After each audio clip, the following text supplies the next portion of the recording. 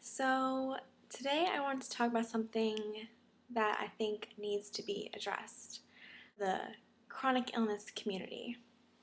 So, if you know someone who has a chronic illness and you don't understand the way they live their life, then keep continuing to watch this because I hope I can help you better understand your friend or your family member or your colleague or whoever that has this illness. And maybe you can better understand why they do the things that they do. So let's get started. So you may ask me, why do you take so many pills? Why do you go to so many doctor's appointments? Why are you always canceling plans on me? Why are you not in school? Why don't you have a job? There's so many different questions people will ask, when someone is really sick and they don't understand why they're not doing the things that everyone else is doing. And the answer is really quite honestly simple. It's because we're chronically ill, which means it's not just a 24-hour flu. It's something that we will continually have for the rest of our lives and will continually be battling and fighting against. And that may be hard to understand from someone who's not sick all the time. And we don't blame you for that at all. We don't. But we do want you to know why we do certain things that we do. For someone who is not sick, a regular day would be to get up, brush your teeth, take a shower, wash your face, make breakfast, go to work, go to school, come back home, make dinner, and still have energy to go out with your friends. Well, someone who is sick will wake up, take about 20 minutes to get out of bed, barely have energy to even shower if they do shower that day, which sounds gross, I know, but those of you who are really sick, you understand what I mean. It takes a lot of energy to do simple tasks like brush your teeth, brush your hair, take a shower. Just things like that turn into bigger issues and bigger obstacles to overcome when the normal person can do them in their sleep if they wanted to, really. So things turn into a little bit more of a battle when you're really, really sick all the time. It's really embarrassing for us to have to take a step back and look at things from a different perspective, see well, can I do this? Because, if I go out tonight, that means tomorrow I might have a really bad flare. I might be in the hospital tomorrow if I do too much today. So you kind of have to plan accordingly because what you do today might actually have a big play in what you're doing tomorrow. I remember I went out with my boyfriend one night and he made me laugh so hard, and I actually ended up in the hospital that night because I was laughing, because I was just having a good time and just being normal, but being normal landed me in the hospital for the night. So yeah, so things can change pretty fast with someone who's really sick. Now, let me ask you some questions. Those of you who are not sick, do you know how hard it is to wake up every day in pain? To not know if you should write down those pains and symptoms and tell your doctor. Go places and constantly wonder where there's a bathroom.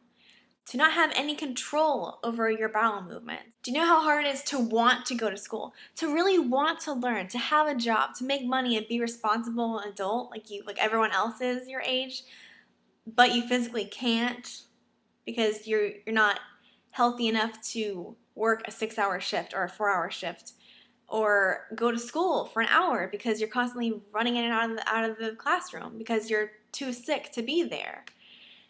Do you know how embarrassing it is for strangers or people that we're just meeting to ask us, so what are your goals in life? What are you going to do in 5 years, 2 years, tomorrow? No, we don't know what we're doing, and it's really embarrassing because people constantly think that we're just being lazy. Oh, you must just be a lazy teenager who doesn't want to go to work or doesn't want to go to school. No, it's because I'm sick and I can't do those things. And I've tried. I've tried, but it gets embarrassing and it really hurts, Do you understand how hard it is to have to rely on everyone else around you for money, for everything, for things, just in general? I can't go to the store by myself because if something happens, about myself, then I'm in trouble. You know, if I go into the bathroom and I pass out and there's no one around to come get me or help me, then I'm in a lot of trouble. So you can't really do things by yourself, you know? And that makes it very hard to be independent, which makes it hard to be your own individual in some ways. Do you understand the crucial reality of having to basically start over? Like, I had all these plans, all these things I wanted to do, all these goals in my life, and now I have to basically kind of replan my life because I can't do the things that I really wanted to do because it's just kind of out of reach. But I know that God has bigger plans for me. Like, I've come to realize this, but still, the fact that you have to really rethink your life again is very hard to do. You know how hard it is to have to cancel plans on the people that you love and the people that you want to spend time with and make memories with, but you can't because you're really sick that day? It's the hardest thing in the world to do. Like, I don't want to call my friend and be like, oh, I'm not feeling well, I can't make it to the movie. Like, no. Like, it hurts their feelings, but it also hurts mine. It crushes my heart because I just want to hang out and make them happy and be happy with them. But sometimes you can't make those plans because things just happen last minute and you have no control over them. Being chronically ill is a very difficult thing to go through at any age. People don't even realize how many people out there are struggling with being sick because people can't see it from the outside. Like, everyone's like, oh, you look normal. Yeah, but in the inside, things are not normal at all. And that's what's really hard about explaining to someone, you know, why you can't go out or something, because it's not, you can't see it from the outside. And it's hard for someone who's not sick to be like, I don't understand, you do your hair, you do your makeup, you look fine. Like, why can't you go out? Oh, it's because I took 2 hours to do my makeup and my hair like this. Yeah. People that you meet look normal, but have an invisible illness that is controlling them every day and that they are constantly battling and fighting against, and no one sees it. No one sees it from the outside. Like that person that, you know, you're like, wow, her hair looks so good and, you know, her makeup looks really nice. Like, she must be feeling so good today. Like, no, it probably took her 2 hours to do it, and she probably could barely raise her arms above her shoulders to do her hair because she has such bad arthritis. Or, you know, her hair is falling out and she has to add all these products and volume just to try to help herself feel better, even though she just lost half her hair in the shower. But no one sees these things. But behind the scenes, all this stuff is happening. And I think that people just need to be aware of people that you normally see every day that look fine are not fine, probably. So try not to judge people the way that they live their life or the way that they do certain things, because they might be doing them because of circumstances that they can't control.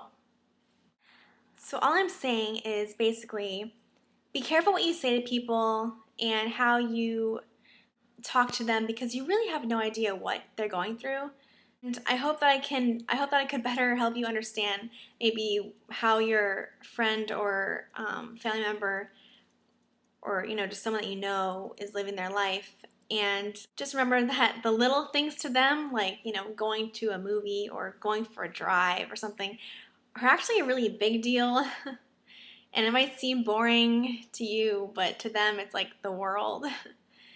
And chances are things that didn't take very much energy for you to do probably took them a lot of energy, and, you know, they did it so they could be more like you, be more of a normal girl or boy, you know, their age. So just try to understand better how they live their life and why they do. And again, we don't blame you for anything that you think of us or anything, but I just think maybe if the world better understood why certain people do the things that they do, then maybe we can have a little bit better communication and better understand each other, which would lead to being happier. And what is something that you can do for your chronically ill friend or someone that you know that is really sick?